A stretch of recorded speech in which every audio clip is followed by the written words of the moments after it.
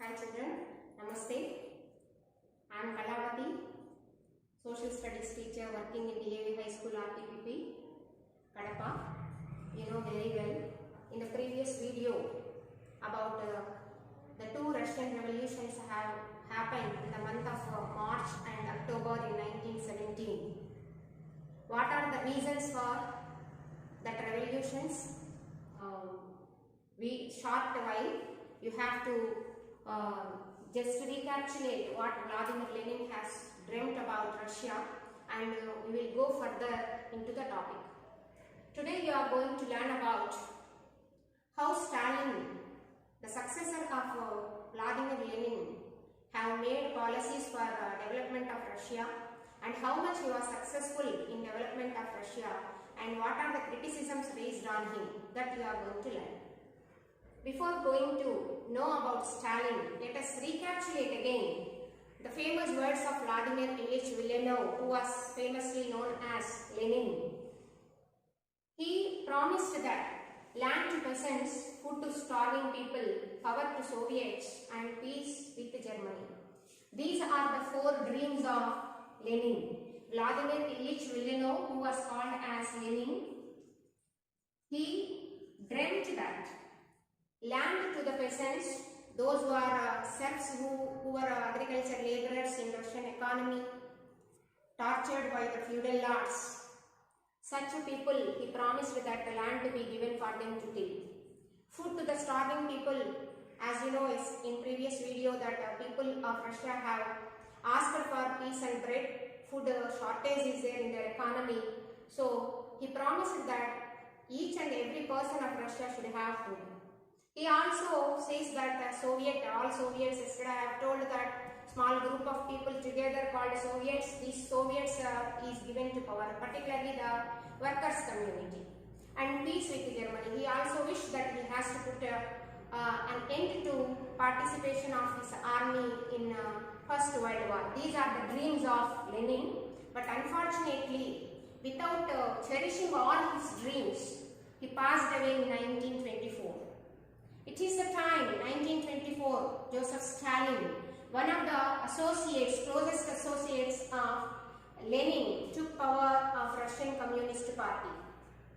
Joseph Stalin was the successor of Lenin, who took power, and he also planned for the development of Russian economy.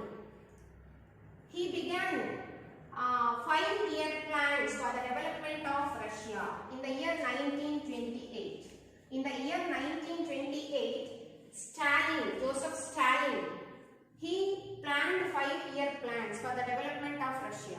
You know, any country to achieve development in any particular field, we have a plan. So these plans are completely made for 5 years or 2 years, sometimes a year, like that. Then we will accomplish the task completely because we have a plan. These plans were all made in the world itself, first by Russians, that is Joseph Stalin. So we have to remember, first 5-year plans in Russia were started by Joseph Stalin in 1928. This is also given mostly for, many times it is asked as 1-mark question. Who started 5-year plans in Russia in which year? Joseph Stalin started 5-year plans for Russia in 1928. And Joseph Stalin, who was the successor of Lenin, he had twin policy of economic development. Twin means two. His plan comprises of two things. One is collectivization of agriculture, and another one is called rapid industrialization. In previous video, I have told that Russian economy is a blend of agriculture society. Many people are there, the serfs and the feudal lords. Hence, they want to start this, a part of this twin policy, collectivization of agriculture has been began. And another one is rapid industrialization. Not only agriculture is enough for the development, they believed that industries are also essential for the development. So, as a part of twin policy of economic development, Stalin started collectivization of agriculture and rapid industrialization. Let us focus what are these two. Go for collectivization of agriculture. What is collectivization? Collectivization means nothing but collecting or pooling. You know that small and large farmers' land in that particular area or in that country were all seized by the government. Government itself take all the lands of small and large farmers by itself. Or sometimes the people themselves have to surrender the land to the government as a part of collectivization. So what is the first thing? Small and large farmers' land were seized, or sometimes the small farmers and large farmers, they themselves surrender their land to the government. Jointly all these pooled land or farms, they were all called as collective farms. All together in the village, whatever land was collected, either from the peasant or from the lords, all together they were called as collective farms. All these collective farms, in these collective farms, the people together they used their tools, their machinery, even their animals collectively. All together, how many villages are there? How many machines they have? How many tools they have? How many animals stock they have? All together, they used on that particular collective farms. They till the land with the help of all these tools, machinery or animals in the land what they have collectively started agriculture. These collective farming shifted the small farms into large farms. Previously, this is all belongs to each individual. Hence, we can say here the land size is very small. Small farms we can say. When small farming is there, then it is not easy for using of mechanization or starting of agriculture in modern methods. But it is now possible because the small farmers were all shifted into large farms. Because of collectivization, all together in the village, only one collective farm was observed. By this we can say that the small farms were now changed into large farms. Hence it is easy to practice the modern methods of agriculture.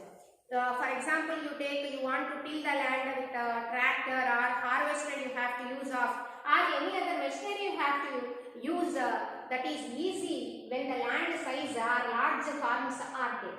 So it is possible here because of the large farms, lot of practice of modern farming is able to be done by the Russian government. Like this collectivization of agriculture was very important, and it is the first thing happens over the world by the Russians only.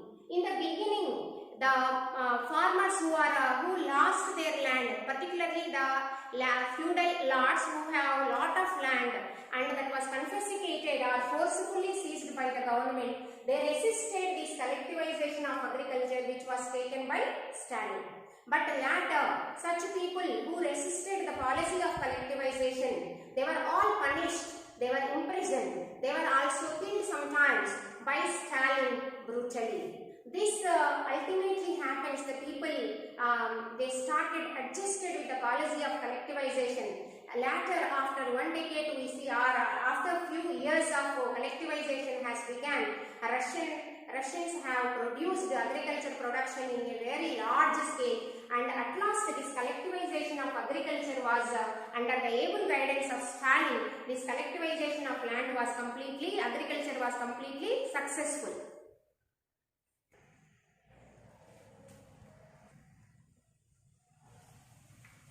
Now comes to rapid industrialization. What is rapid industrialization? Rapid means nothing but quick. Industrialization means started up of different kinds of industries. So let us see that how Russian government has made different kinds of industries. They build industries in large scale. Whatever the essential things have to be produced, such industries and even the large scale industries like iron and steel industries, metallurgical industries and many other industries, shipbuilding industries, all such large scale industries are all started by Russian government. They built industries in a large scale. Then these industries are all owned by the government. These industries are all under the control of the government. It is not privatized. All the industries are owned by the government itself. Hence there are no free markets because the production was completely under the control of the government. Government is the owner of the production. Hence there are no free markets. People will not take their production into the open market and they could not sell them. There are no open markets there. The production and the distribution was completely control of the government. The government see how much production has to be done, what type of production to be made, and how the production has to be distributed to the people, and how much it has to distribute to the people. Everything was completely under the control of the government. That is why we say that there are no free markets. Production and distribution is completely under the control of the government.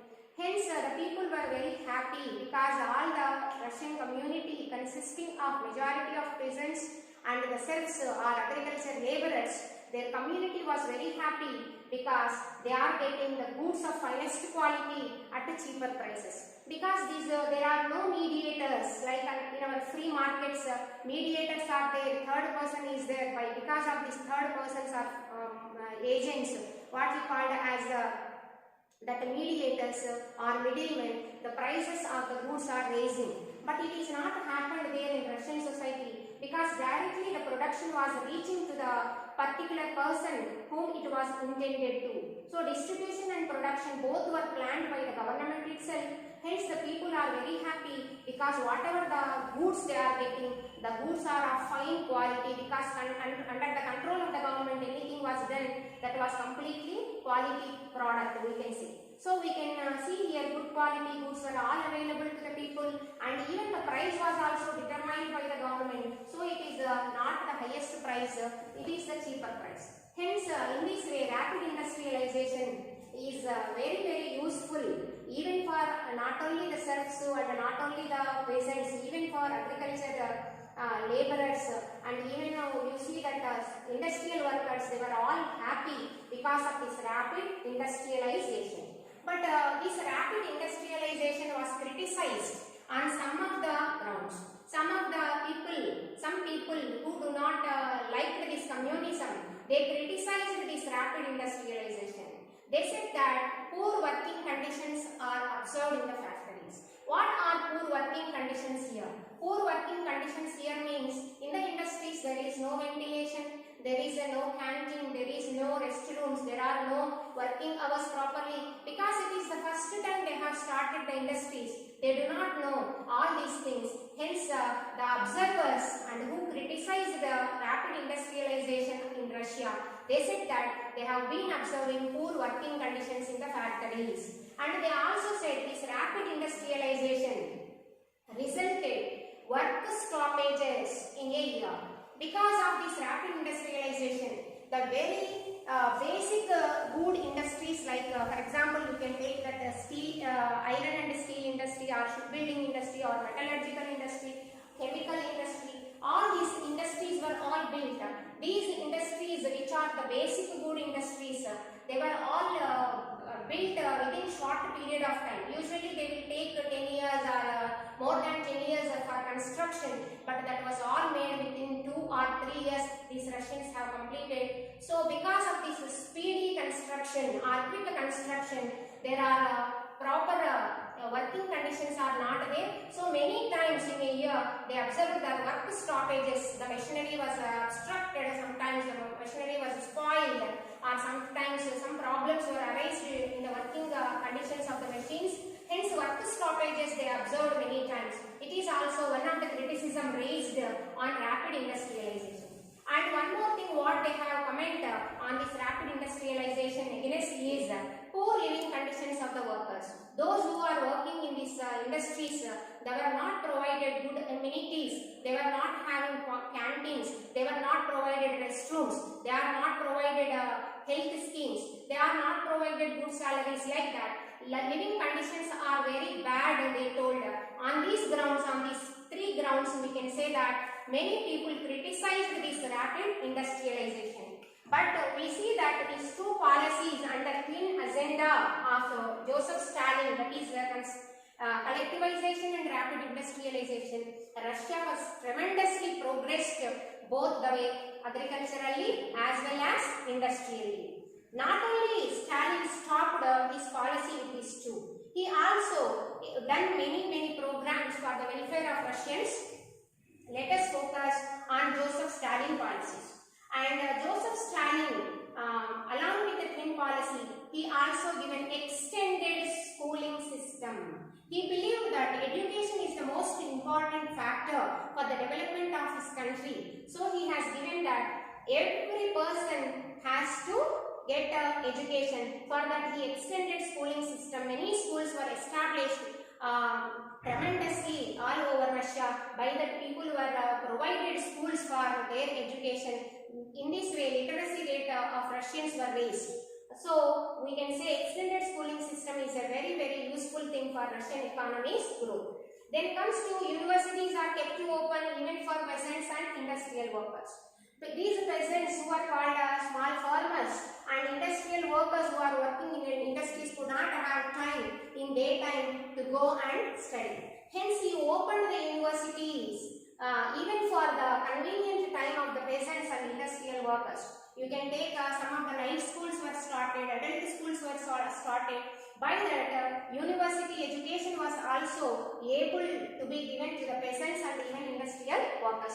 In this way, all the community of Russia, including the adults, not only the younger children and small children, even the adults can get education. Education is given lot of priority by the government. So universities were all kept to open for the peasants and even the industrial workers. We can see that creches were all established for working women. These creche means nothing but it is just like a baby care center where young children, those who are just lactating mothers and all, it is very difficult for them to feed them if the babies were at home. So when these creches were there near the industry itself, then it is easy for the working women to work comfortably. Hence, the Russian government has started these creches there near the industries, and the working women felt very happy for this thing in the world itself. This was started by the Russians. First, cheap public healthcare system was also started. So here, not only the production and distribution was completely under the hands of the government, even the public healthcare system was very strong. There were no private hospitals. Everyone has to go to the government hospital, or what we can say public healthcare system they have to use. By that people are very happy. This public healthcare system is also very cheap. So this is also one of the important things Joseph Stalin has started for Russians. And modern living quarters for the workers were also built for the people. Particularly as he was criticized because of the poor living conditions, workers do not have any amenities in their quarters. To overcome that problem, Stalin he himself through the government, he built a lot of quarters with all the modern amenities to the worker. By this, the industrial workers who are one of the important part of the Russian community, they felt very happy. In this way, Joseph Stalin, because of all his outlook over the world, he began to develop Russia, and tremendously Joseph Stalin's period, we can say Russia was developed tremendously. But even though Russia was developed in many ways, on many grounds, the communist policies were criticized. How Russia was developed, in what way it was successful in overcoming the problems of economic crisis like Great Depression, and how they were criticized particularly on various grounds. That is all you are going to learn in the next video.